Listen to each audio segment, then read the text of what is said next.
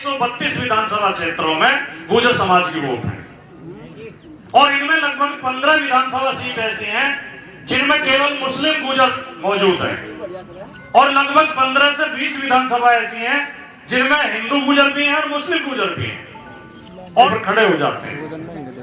मैंने जब वहां बात की अमेठी, रायबरेली, बाराबंकी, फैजाबाद, वहां केवल मुस्लिम गुर्जर वोट है, हिंदू गुर्जर नहीं है उन जिलों में, तो उन्होंने ऐसे ही स्वागत किया, ऐसे ही मोहब्बत दी, ऐसे ही प्यार दिया जैसे आप लोग दे रहे हैं। और हमारे टिकट भी यही है और हमारे कर्नल फैसला भी यही है। ये वे सेनापति है जो कलम भी चलाना जानते हैं और तलवार भी चलाना जानते हैं। जोरदार नारों से स्वागत करेंगे आदरणीय राजपाल पार्टी जी का। राजकुमार पार्टी जिंदाबाद, जिंदाबाद, जिंदाबाद। आदरणीय राजपाल पार्टी जी समझदार हो यार तुम।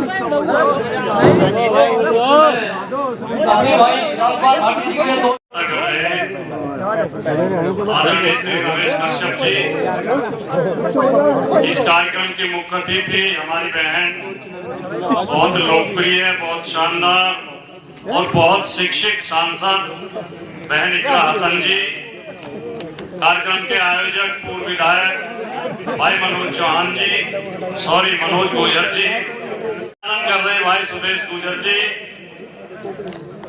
पार्टी के जिलाध्यक्ष आदरणीय अब्दुल वाहिद जी, वरिष्ठ नेता माननीय मजाहिर राणा जी, समाजवादी लोहिया वाहिनी के राष्ट्रीय अध्यक्ष रहे भाई चंद्रशेखर यादव जी, इस कार्यक्रम में महत्वपूर्ण भूमिका निभाने वाले मेरे बहुत प्रिय साथी छोटे भाई धर्मवीर खटाना जी, भाई सोनू गुर्जर जी, जिनका देश के लेवल पर नाम है, मेरठपुर का नाम वो रोशन कर रहे हैं,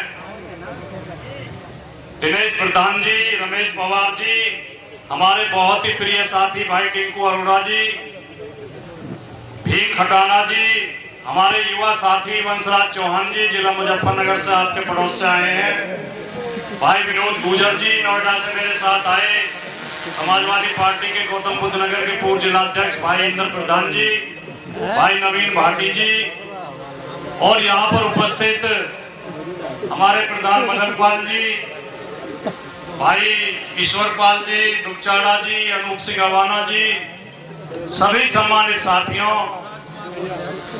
बच्चों, राजनीति होती है सर्व समाज के लिए, सबके लिए, बिना जाति धर्म देखे, बिना ऊंच नीच देखे, सबकी जो जिसे मदद की जरूरत है उसकी मदद करने का नाम राजनीति है। जहां अन्याय है उसका विरोध करने का नाम राजनीति है। सरकारों को, नेताओं को कभी जाति धर्म के नाम पर भेदभाव नहीं करना चाहिए।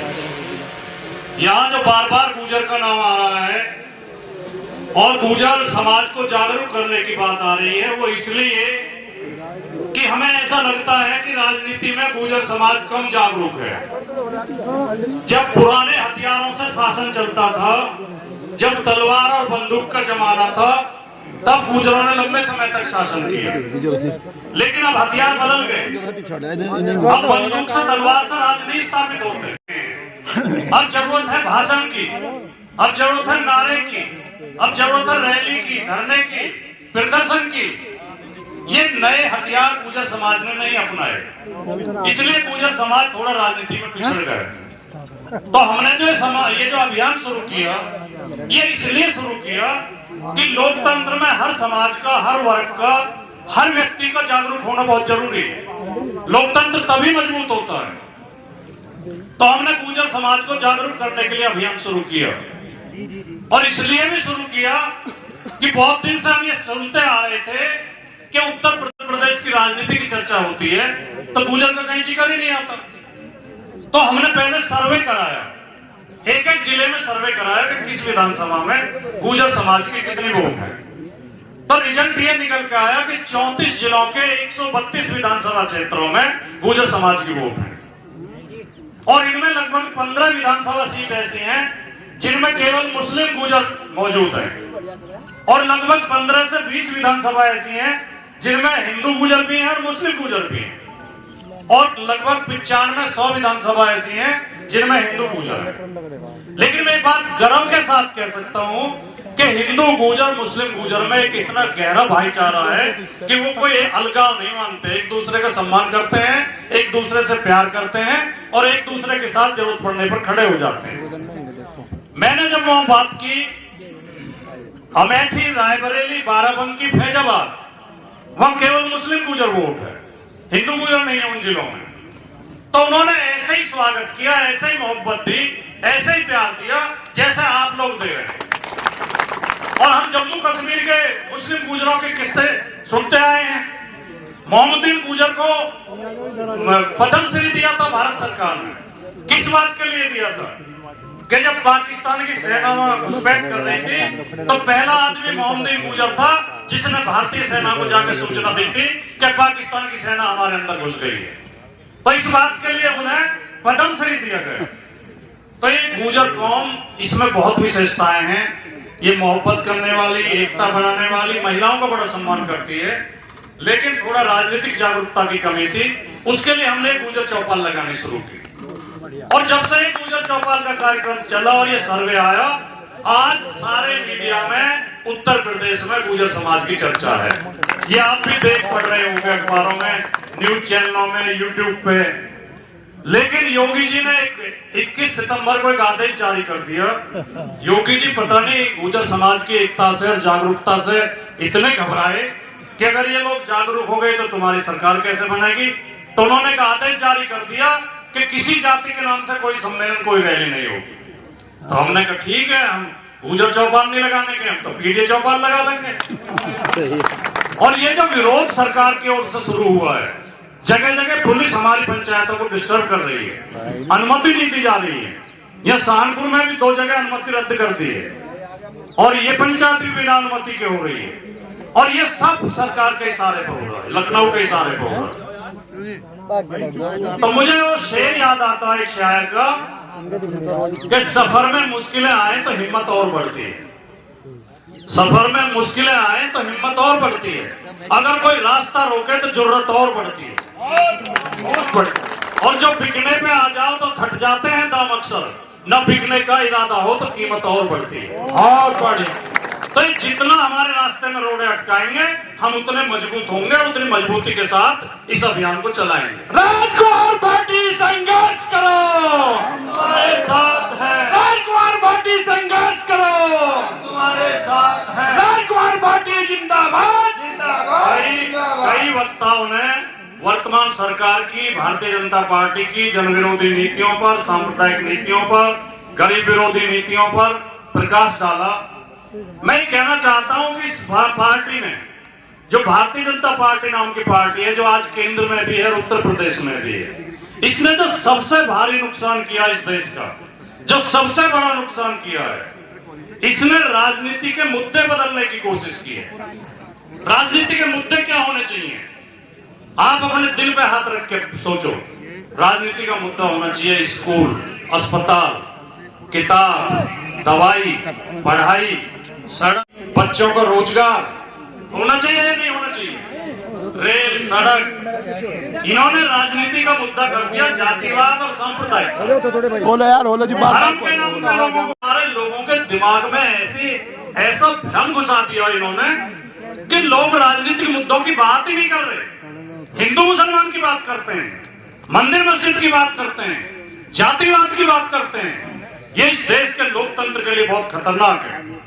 अगर इस तरह धर्म के नाम पर, जाति के नाम पर हम बटेंगे तो देश में से लोकतंत्र खत्म हो जाएगा।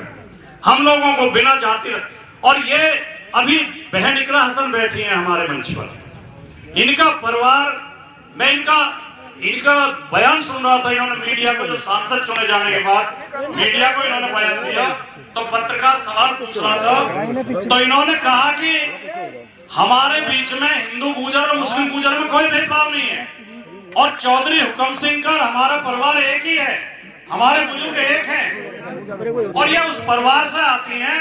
इनके पिताजी इस उत्तर प्रदेश में, मुझे याद नहीं है, कोई एक आध और हो तो, अकेले आदमी थे जो चारों सदनों के सदस्य रहे, जो विधानसभा के भी सदस्य रहे, विधान परिषद के भी सदस्य रहे, लोकसभा के भी सदस्य रहे, राज्यसभा के भी सदस्य रहे। इनकी माताजी भी लोकसभा में चुन के गई, ये अब खुद लोकसभा में, इनके भाई विधानसभा में। एक इतना पुराना राजनीतिक परिवार होते हुए, इतना बड़ा घराना होते हुए, कितनी सहजता, कितनी शालीनता और कितनी सरलता उनके अंदर है, आप देख ही रहे होंगे। अभी हम बाबा फकीरदास जी की समाधि पे माथा टेक के आए, वो उतनी ही श्रद्धा के साथ हमारे साथ होंगे। वो सब समाज का सम्मान करने वाले लोग हैं। ये जो षड्यंत्र रचे जा रहे हैं, यहाँ भी आपके पड़ोस में एक घटना हुई है, एक मंदिर को लेकर अफवाहें उड़ाई जा रही हैं, तरह तरह से लोगों को बहकाया जा रहा है, और उसमें कुछ विरोधी लोग बहन इकरा हसन का नाम भी जोड़ रहे हैं। क्या इकरा जैसी पढ़ी लिखी महिला कोई जाति धर्म का भेद कर सकती है? क्या आपके खिलाफ हो सकती है? तो हमें इन षड्यंत्रों को फेल करना है। जो लोग इस तरह के भ्रम हमारे बीच में पैदा करते हैं, हमें उन्हें फेल करना है, क्योंकि भारतीय जनता पार्टी अच्छी तरह जानती है, भारतीय जनता पार्टी अंग्रेजों की नीति पर चल रही है, डिवाइड एंड रूल की नीति पर। जब अंग्रेज इस देश में थे और 1857 की क्रांति जब हुई, 1857 में अंग्रेजों ने देखा कि यहाँ तो हिंदू और मुस्लिम कंधे से कंधा मिला के लड़े अंग्रेजों के खिलाफ, और अंग्रेज सरकार का तख्ता पलट दिया था और दिल्ली की गद्दी पर बहादुर शाह जफर को बैठा दिया था। वो क्रांति किसी कारणों से विफल हुई। अंग्रेजों ने उसी दिन तय कर लिया था कि हमें हिंदू और मुसलमान को एक नहीं होने देना है। और मैं आपको बहुत जिम्मेदारी की बात बता के जा रहा हूं कि इस देश में मुस्लिम लीग का गठन भी अंग्रेजों ने करवाया था और हिंदू महासभा का गठन भी अंग्रेजों ने करवाया था। और जिन्ना से कहते थे कि तुम हिंदुओं के खिलाफ बोलो, और सावरकर से कहते थे कि तुम मुसलमानों के खिलाफ बोलो। ये जब तक लड़ते रहेंगे तब तक ये देश आजाद नहीं हो पाएगा। आज ये उन्हीं अंग्रेजों की नीति पर चलते हुए बीजेपी दोबारा हमें गुलाम बनाना चाहती है। अगर हम हिंदू मुसलमान के नाम पे और जाति के नाम पर लड़ने में लग जाएंगे तो ये हमारे संविधान को खत्म कर देंगे, हमारे आरक्षण को खत्म कर देंगे, ये किसान के लिए जो सुविधाएं हैं उन्हें छीन लेंगे, ये नौजवानों की पढ़ाई छीन लेंगे, नौजवानों की नौकरी छीन लेंगे, ये हमारी आजादी छीन लेंगे। इस बात को समझने की जरूरत है। राजनीति होती है गरीबों की मदद के लिए। वो आदम साहब ने लिखा है कि ये गरीबी से हमारी फैसला कुन जंग थी, फिर कहां से बीच में मस्जिद और मंदिर आ गए। और जिनके चेहरे पर लिखी थी जेल की ऊंची फसील, रामनामी ओढ़कर संसद के अंदर आ गए। और कल तलक जो हाशिए पर भी नजर आते न थे, आजकल बाजार में उनके कैलेंडर आ गए। जिनको सच कहना सुनना और देखना भाता नहीं, कुर्सियों पर अब वही बापू के बंदर आ गए। योगी आदित्यनाथ बरेली में एक छोटी सी घटना हो गई, प्रदर्शन कर रहे थे लोग, एक दो पत्थर किसी ने फेंक हुआ। मैं पत्थर फेंके जाने का कतई समर्थन नहीं करता, न मेरी पार्टी करती है। हमें कभी भी आंदोलन में हिंसा नहीं करनी चाहिए, हम गांधी का देश है। लेकिन कुछ छोटी मोटी गलती हो जाती है तो मुख्यमंत्री को ये भाषा बोलनी चाहिए जो बोल रहे हैं। कह रहे मैं गर्मी निकाल देता हूं, मैं डेंटिंग पेंटिंग कर देता हूं। अरे ये तो गली के गुंडे की भाषा, ये चुने हुए मुख्यमंत्री की भाषा तो नहीं हो सकती। तुम्हें जनता ने चुन के भेजा, तुम अपने जनता के साथ शत्रु जैसा व्यवहार कर रहे हो। और ये भाषा बाबा उस दिन तो नहीं बोली थी जब आगरा में एक चुने हुए सांसद के घर पे गुंडे पथराव कर रहे थे, तब तो आपको डेंटिंग पेंटिंग याद नहीं आई थी, क्योंकि वो आपकी पार्टी से जुड़े हुए लोग हैं। तो साथियों, इन सारी बातों को समझने की जरूरत है, ये इनके बहकावे मारने की जरूरत नहीं है। हमें बच्चों के, हम समाजवादी पार्टी का हमेशा नारा रहा है लोहिया जी के समय से, रोटी कपड़ा सस्ती हो, दवा पढ़ाई मुफ्ती हो। और जब जब समाजवादी पार्टी की सरकार बनती है, गरीबों को राहत देने वाले काम किए जाते हैं। याद करो जब 2012 में श्री अखिलेश यादव जी मुख्यमंत्री बने थे, सबसे पहले किसानों का पानी फ्री किया था, सिंचाई किया था, नहीं किया था? बच्चों को फ्री में लैपटॉप दिए थे, बेटियों को कन्या विद्या धन दे रहे थे, महिलाओं को समाजवादी पेंशन दे रहे थे, 108 एम्बुलेंस सेवा शुरू की थी जो गरीबों को घर से अस्पताल लेके जाती थी, 100 डायल पुलिस सेवा शुरू की थी, 15 मिनट में पुलिस पहुंचती थी, मेट्रो चलाई थी, आगरा लखनऊ एक्सप्रेस वे जैसी शानदार सड़क बनाई थी, गोमती रिवर फ्रंट बनाया था, पुलिस मुख्यालय बनाया था। आज की सरकार क्या कर रही है? वाराणसी में और काशी में जाके, काशी और अयोध्या में जाके दिए जला देते हैं और कांवड़ियों के ऊपर फूल बरसा देते हैं। ठीक है, हर धर्म का सम्मान करना चाहिए, हर आस्था को सम्मान देना चाहिए, लेकिन उसके नाम पे जो बजट का घोटाला होता है उस पर कभी नजर डाली है? खर्च होते हैं 2 करोड़ रुपए, बिल बनाया जाता है 100 करोड़ का। भगवान के नाम पे भी तो जेब काट रहे हो। राम के नाम पर भी घोटाले कर रहे हो। मुझे तो एक गांव का आदमी कह रहा था मुझसे, सीता माता रो रही बीजेपी के काम से, सारा चंदा खा गए मेरे पति के नाम से। तो राम के नाम पर भी घोटाले करने से नहीं चूके। तो तय कर लो इस बार 2027 में। और ये जो कुछ लोग कहते हैं, मुझसे पिछली बार सहारनपुर में टिंकू भाई वो ठाकुर साहब कह रहे थे कि जी तुम्हारी पार्टी तो पीडीए की बात करती है, फिर ये ठाकुर ब्राह्मण नहीं कहां जाएंगे। पीडीए का मतलब खाली पिछड़ा दलित अल्पसंख्यक नहीं है, पिछड़ा दलित अल्पसंख्यक तो है ही है। इसका मतलब पीड़ित दुखी और अपमानित भी है। इस सरकार ने जिस जिसको पीड़ा दी है, जो जो इस सरकार से दुखी है और जिस जिसको इस सरकार ने अपमानित किया है, वो सब पीडीए हैं, वो सब समाजवादी पार्टी के लोग, चाहे वो किसी जाति का हो, किसी धर्म का हो। और हमने अभी विधान परिषद का चुनाव हो रहा है, विधान परिषद के चुनाव में 2 प्रत्याशी इस सीट से घोषित किए हैं। शिक्षक कोटे से डॉक्टर नितिन तोमर प्रत्याशी हैं, जो ठाकुर समाज से, राजपूत समाज से आते हैं। और ग्रेजुएट कोटे से धर्मेंद्र भाटी एडवोकेट है, जो गुर्जर समाज से आते हैं। तो समाजवादी पार्टी हर समाज को सम्मान देती है, सबको भागीदारी देती है। इस बहकावे में मत आओ कि ये कुछ वर्गों की पार्टी है। तो आज सबसे निवेदन करते हुए हाथ जोड़ होकर हमें वोट देकर 2027 में 350 से ज्यादा सीटें जिता के श्री अखिलेश यादव जी को मुख्यमंत्री बनाया। नमस्कार।